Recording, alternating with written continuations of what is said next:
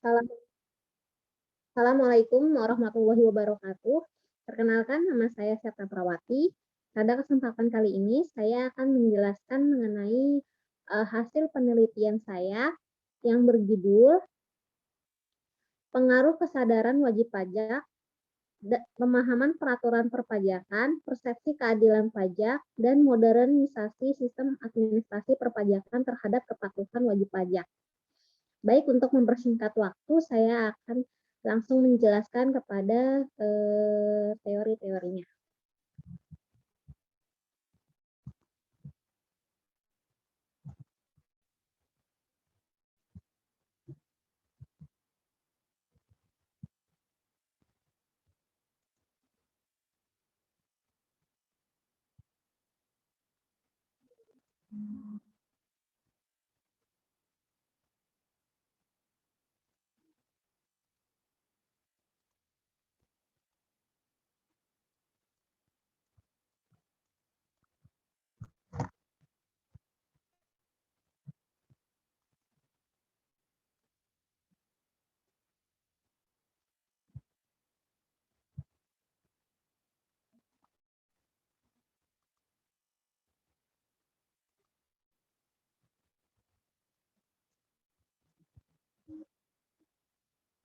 Pengaruh kesadaran wajib pajak, pemahaman peraturan perpajakan, persepsi keadilan pajak, dan modernisasi sistem administrasi perpajakan terhadap wajib pajak.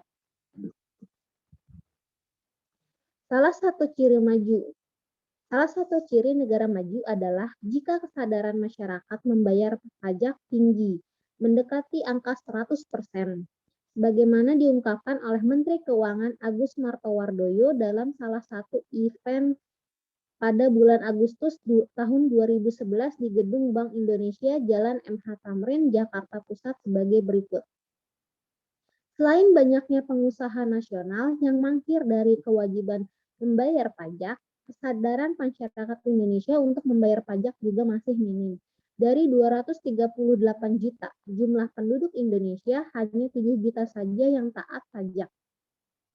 Kalau seandainya terdapat 20 juta badan usaha, hanya 500.000 yang membayar pajak, itu harus ditingkatkan kembali.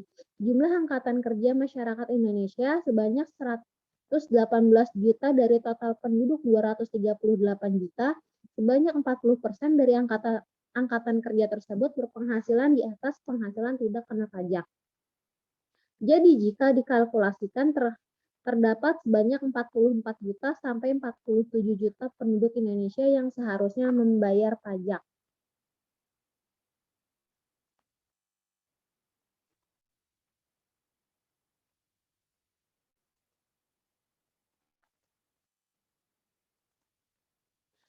Pengertian kepatuhan wajib pajak adalah kepatuhan wajib pajak merupakan sebuah tindakan yang mencerminkan patuh dan sadar terhadap ketertiban dalam kewajiban perpajakan wajib pajak dengan melakukan pembayaran dan pelaporan atas perpajakan masa dan tahunan dari wajib pajak yang bersangkutan baik untuk kelompok orang atau modal sendiri sebagai modal usaha sesuai dengan ketentuan perpajakan yang berlaku.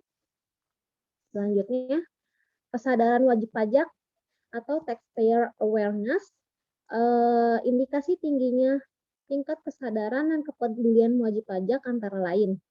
Yang pertama, realisasinya penerimaan pajak terpenuhi sesuai dengan target yang telah ditetapkan. Yang kedua, tingginya tingkat kepatuhan penyampaian SPT tahunan dan SPT masa. Yang ketiga, tingginya tax ratio. Keempat, makin bertambahnya jumlah wajib pajak baru. Kelima, rendahnya jumlah tunggakan atau tagihan wajib pajak. Yang keenam, tertib, patuh, dan disiplin membayar pajak atau minimnya jumlah pelanggaran pemenuhan kewajiban perpajakan. Kesadaran wajib pajak adalah keadaan di mana seseorang mengetahui, memahami, dan mengerti tentang cara menghitung, membayar, melapor pajak, serta mentaati hak dan kewajiban sebagai wajib pajak. Seperti itulah pengertian dari kesadaran wajib pajak. Lalu selanjutnya adalah teori mengenai pemahaman wajib pajak. Pemahaman wajib pajak adalah pemahaman wajib pajak terhadap sistem pemungutan pajak yang ada di Indonesia dan segala macam peraturan perpajakan yang berlaku menurut Mardiasmo tahun 2011 halaman 50. Tarif PPh badan normal sesuai pasal 17 adalah 25% yang diturunkan menjadi 22% dan yang diturunkan menjadi 22% pada tahun 2020 dan 2021 dan 20% mulai tahun 2022.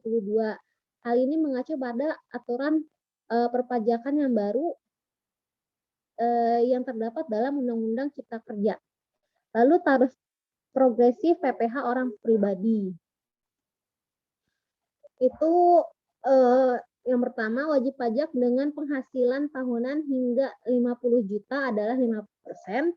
Wajib pajak dengan penghasilan tahunan 50 juta sampai 250 juta adalah 15%.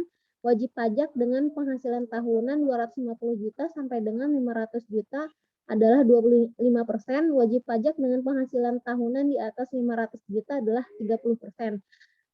Tapi menurut artikel yang saya baca, Menteri Keuangan berencana untuk menaikkan tarif. Jadi untuk penghasilan yang di atas 5 miliar akan dikenakan tarif pajak sebesar 35%. Persepsi keadilan pajak.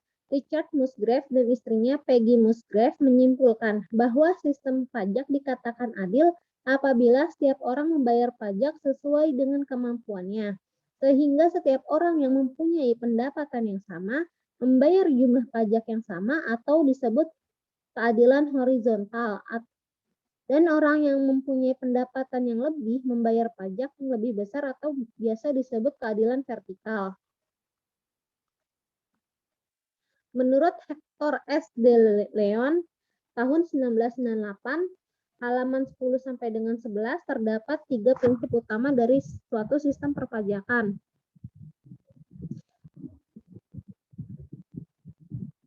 Yang pertama, prinsip kecukupan penerimaan, yaitu bahwa penerimaan pajak secara keseluruhan harus dapat menjadi sumber anggaran negara yang memadai. Yang kedua, prinsip keadilan. Beban pajak harus proporsional atau sebanding dengan kemampuan yang dimiliki oleh wajib pajak untuk membayar pajak. Yang ketiga, prinsip kelayakan administrasi. Semua peraturan pajak harus dapat diadministrasikan dengan murah, mudah, dan efektif.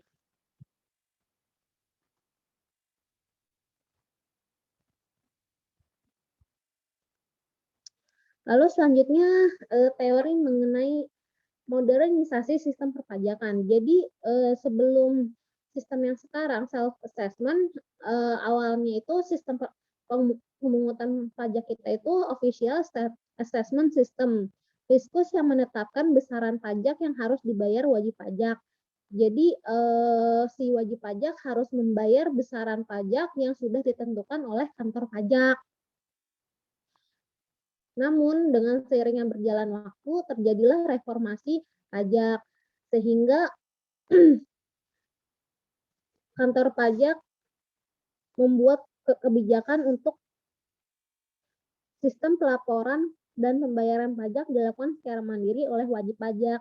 Jadi wajib pajak bisa membayarkan besaran pajaknya itu secara mandiri, menghitung sendiri, dan melaporkannya juga sendiri.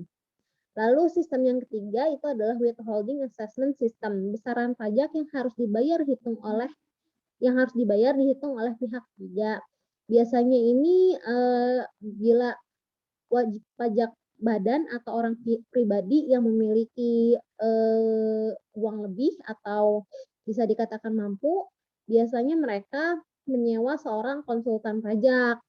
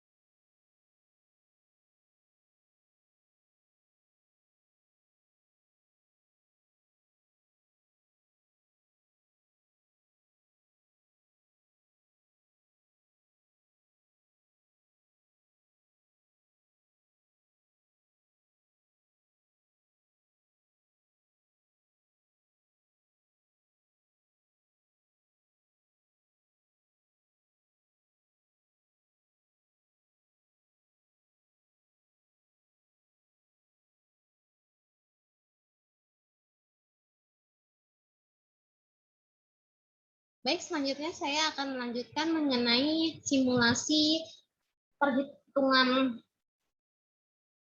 atau hasil penelitian dari saya.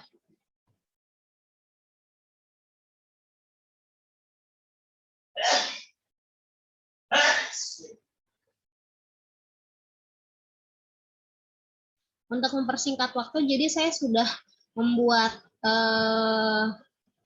tabulasi datanya.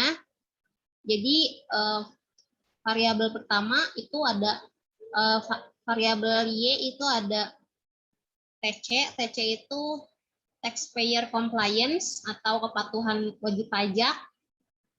Lalu ada taxpayer awareness atau kesadaran wajib pajak. Lalu yang kedua taxpayer awareness itu X1, X2-nya itu ada understanding tax regulation. Lalu yang ketiga X3 itu ada PTJ, perception tax justice. Lalu yang keempat itu ada modernization system administration taxation.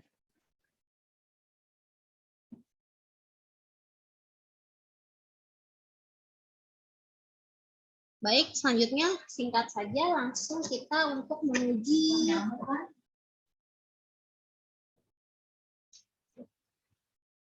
validitas dan reliabilitas.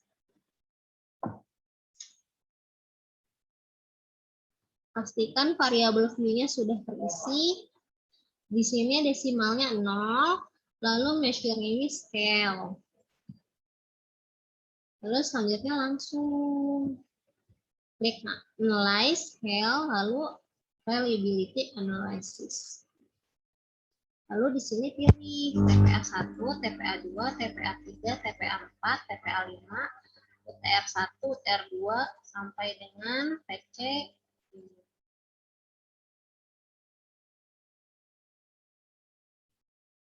Semuanya aja.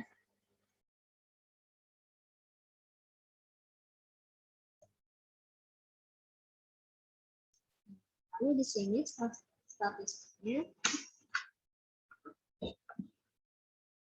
Pada kolom descriptive for, centang scale if item deleted. Lalu inter itemnya centang correlation.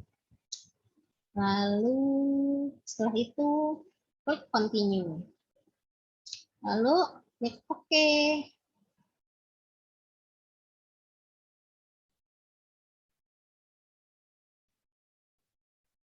Nah, hasilnya adalah ini. Kita cek terlebih dahulu. Nah, di sini ada tabel item total statistik. Kita ceknya adalah corrected item total correlation. Nah, menurut R-tabel, itu R-tabel untuk nilai R-tabel untuk DF. Di sini kan jumlah respondennya ini N-nya ini ada 30, berarti 30 dikurang 2 itu adalah 28. Jadi nilai R-tabel untuk DF sama dengan 28 dengan alfa sama dengan 5%, itu sebesar kalau nggak salah 0,361 atau 360 sekitaran itu. Nah, lalu kita cek. Oh, ini ternyata nih ada yang belum valid 0,28. Biasanya ini diganti atau dihapus variabel tersebut.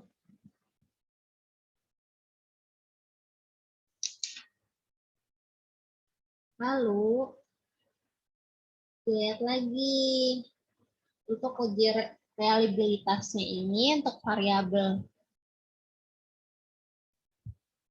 Untuk seluruhan variabel itu adalah Cornbox alfanya ini 0,935. Kalau misalnya tabelnya itu kan tadi kan 0,361 sekitaran situ. Ini 0,935. Berarti memenuhi. Artinya secara keseluruhan bersifat variabel. Berarti data ini termasuk valid.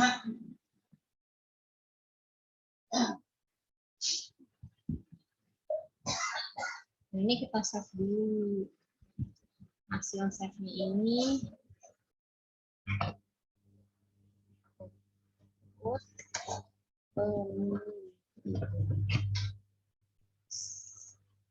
Save. Oke, ini kita minimize. Lalu lagi.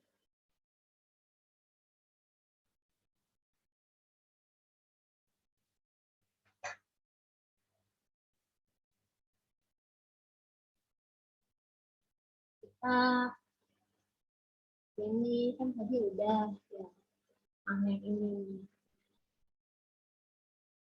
Lalu selanjutnya kita akan buat statistik deskriptifnya. Nah, hasil tabulasi datanya kan tadi kan yang 30 responden itu ada hasilnya yang 4, 4, 5, 5 itu. Nah, itu dibuat skornya setiap responden totalnya berapa. Nah, ini untuk totalnya Y, totalnya X1, total X2, total X3, dan total X4. Nah, ini variabel V-nya juga diisi. Desimalnya 0, measure-nya scale. Nah, langsung aja analyze. Lalu pilih descriptive statistik. Pilih di sini. Sini ya variabel. Sini Y, X1, X2, X3, X4 dipindahin. Lalu pilih option. Pilihnya ini min, standar deviasi, minimum, maksimum, kurtosis, dan skewness. Continue, lalu klik Oke. Nah, ini hasilnya. Lalu setelah itu kita pilih apa lagi? Selanjutnya kita ingin menuju uji asumsi klasik. Uji asumsi klasik itu tahapan pengujian agar model regresi linear OLS menjadi valid sebagai alat ramalan. Yang pertama, uji normalitas. Uji normalitas ini ada uji grafik, ada uji Kolmogorov dan Smirnov.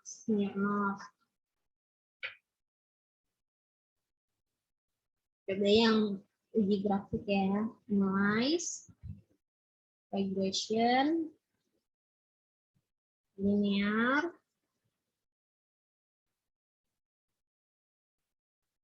nah di sini kan ada kotak. Kotak ini linear regression, isi kotak dependen dengan variabel Y.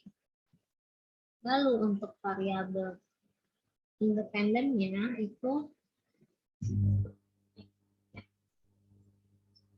X1, X2, X4.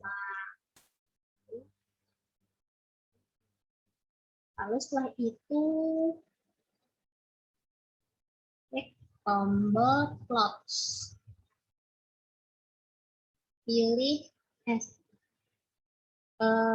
keluar kotak dialog linear regression plots. Itu untuk kotak Y diisi dengan S resi D. S resi D. Nah, ini.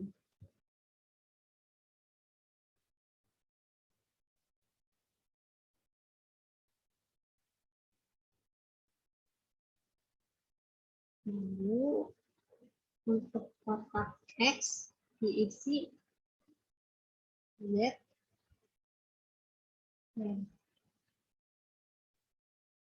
Lalu ada standardize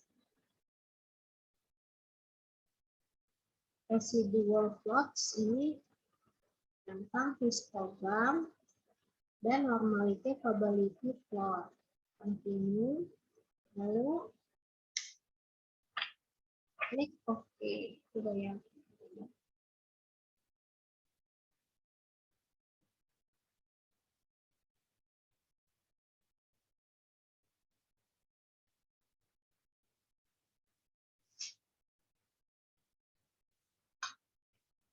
Keluar.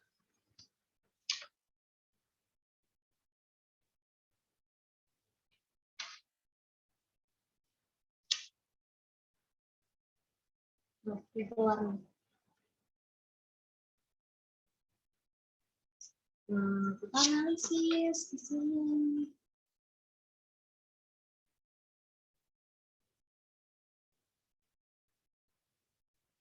Kalau lihat dari tabel histogramnya, ini dapat dia tarik kesimpulan kalau data berdistribusi normal karena pola distribusi yang melenceng ke kanan akan membentuk pola seperti lonceng, jadi kayak begini. Lalu grafik plot di atas dapat ditarik kesimpulan bahwa data berdistribusi normal karena titik-titik yang ada pada grafik plot mengikuti dan mendekati garis diagonal.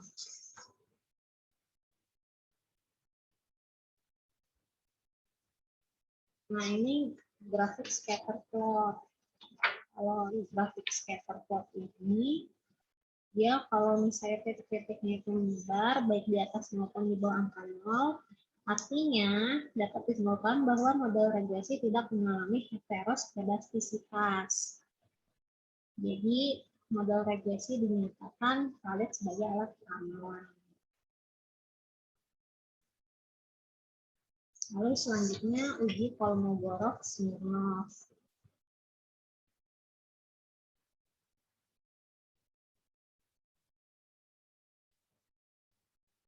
Caranya, langkah pertama mengubah data dalam keadaan bentuk unstandardized residual. Caranya klik Analyze, terus klik Regression, lalu klik Linear. Lalu setelah itu muncul kotak dialog ini Linear Regression. Lalu pilih Save. Selanjutnya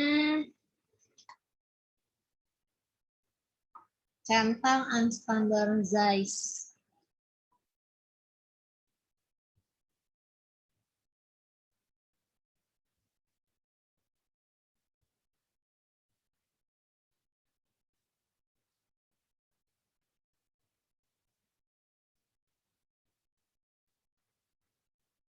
Residuals, pada menu residual klik unstandardized, lalu klik continue, lalu OK.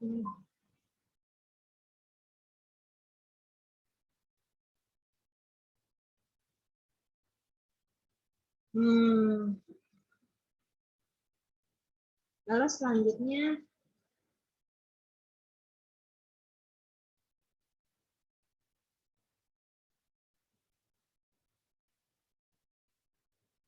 langkah selanjutnya klik Analyze, terus non-parametric test, pilih one sample, legal sideros, one sample KS. Lalu setelah itu isi kotak tes variabilis itu dengan yang unstandardized residual.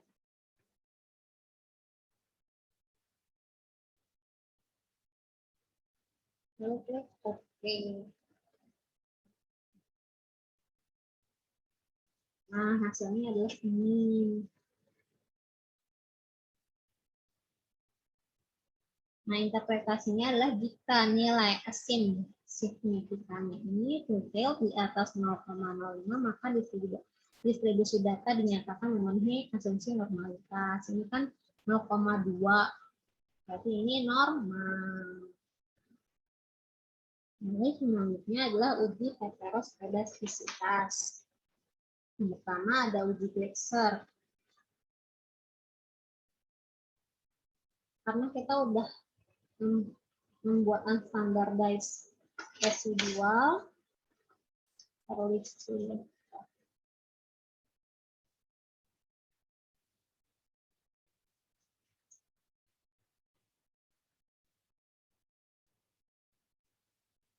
kita nggak usah bikin lagi.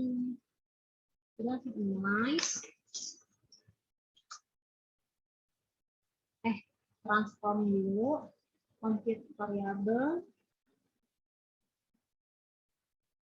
target variabelnya klik press 2, lalu memerek expression ini ABS underscore ATS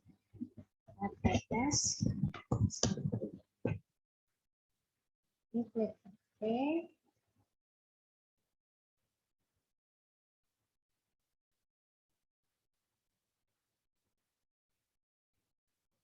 Nggak ada residual kedua. Ini tes 2, lalu klik analyze, lalu pilih resolution.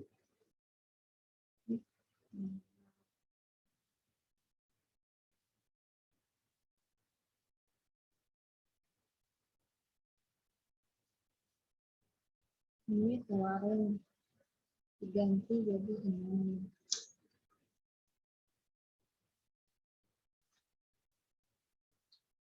Lalu klik OK.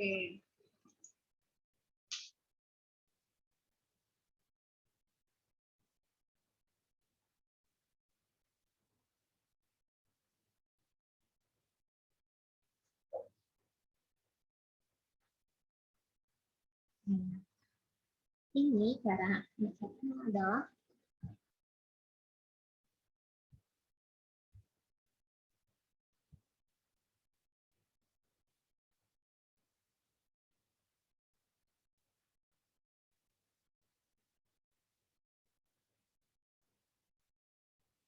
bila nilai signifikansinya melebihi dari 0,05, maka tidak terjadi heteroskedastisitas. Nah, ini semuanya nggak mengalami gejala heteroskedastisitas. Berarti normal juga. Karena tadi scatter plot udah, jadi yang tahap scatter plot diulangi. Jadi nggak usah diulang lagi. Lalu selanjutnya uji multikolinearitas. Jadi baca dulu.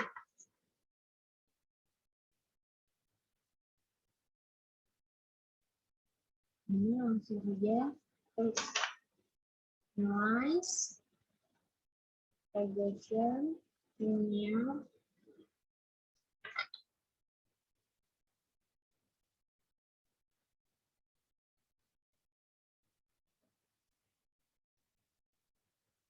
lalu klik statistik, estimate-nya dihilangin, pilih deskriptif, linearity diagnostik, continue, lalu note.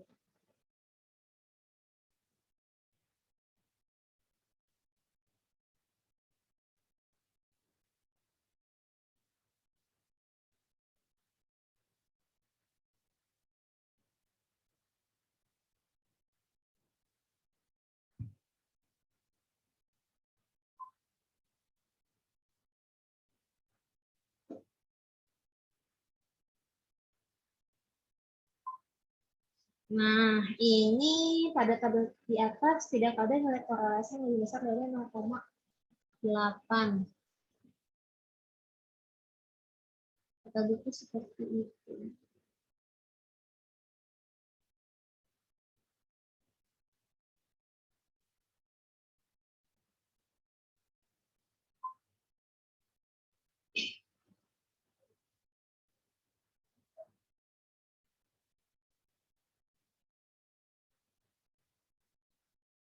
Artinya variabel tidak terjadi multikolinearitas antara variabel independen yang akan diteliti. Normal ya. Lalu VIF and tolerance itu nilai VIF kurang dari 10. Iya, kurang dari 10. Lalu nilai toleransi lebih besar dari 0,01. Maka dengan demikian dapat disimpulkan tidak terdapat masalah multikolinialitas.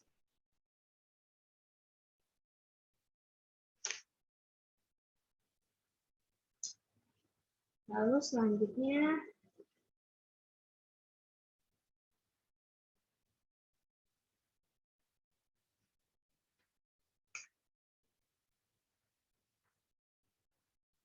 uji selesai. Sekian dari saya. Wassalamualaikum warahmatullahi wabarakatuh.